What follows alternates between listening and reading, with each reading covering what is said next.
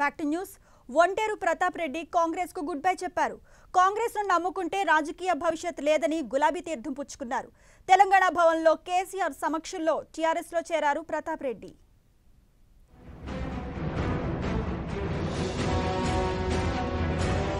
Telangana assembly ఎన్నికల సమయంలో ప్రతాప్ రెడ్డి ఒక సంచలనం.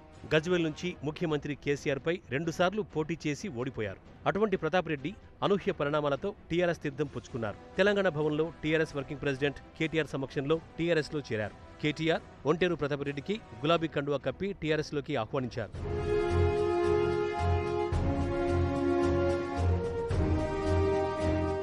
ఎమ్మెల్యే కావాలన్న ఉద్దేశంతోనే కేసీఆర్ పై పోటీ చేశానని, తనకు ఎవరి మీద వ్యక్తిగత ద్వేషం లేదన్నారు ఒంటేరు ప్రతాప్ రెడ్డి. గతంలోనే టీఆర్ఎస్ లో చేరుంటే తాను రాజకీయంగా నిలదొక్కునేవానని చెప్పారు. నేను కూడా ఎమ్మెల్యే కావాలన్నటువంటి ఖర్చుతో నేను పని చేసుకుంటూ పోయినా, మరి ముఖ్యమంత్రి గారు ఉన్నారు, నేను ఎక్కడికి వెళ్తా అని చెప్పి అనుకోకుండా నేను ఎమ్మెల్యే కావాలన్న తాపత్రయంతో కొట్లాడిన తప్ప ముఖ్యమంత్రి గారు ఉన్నారు నేను గెలవలేవు చెప్పి ఎప్పుడు కూడా అనుకోలేదు. మరి ఏదేమైనప్పటికీ ఇవాళ రామన్న ఎన్నోసార్లు చెప్పినప్పుడు కూడా నేను రాలేకపోవడం నా దురదృష్టకరం. నేను వచ్చి ఉంటే నేను ఎంతో లబ్ధి పొంది ఉండేవాడిని.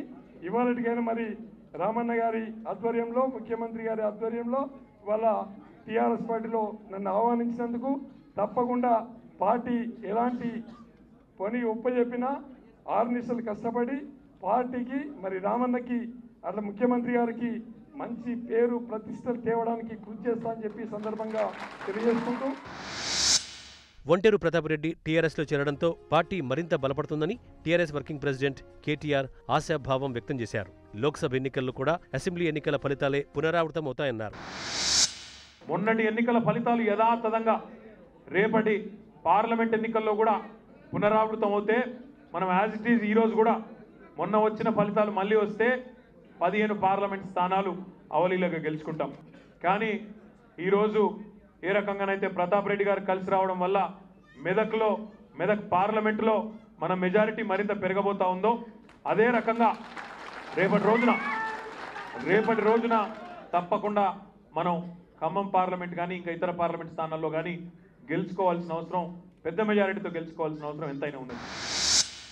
కాంగ్రెస్ ను నమ్ముకుంటే నట్టేట మునగడం ఖాయమని భావించిన ప్రతాప్ రెడ్డి అనుచరులతో చర్చించి టీఆర్ఎస్ లో చేరారు.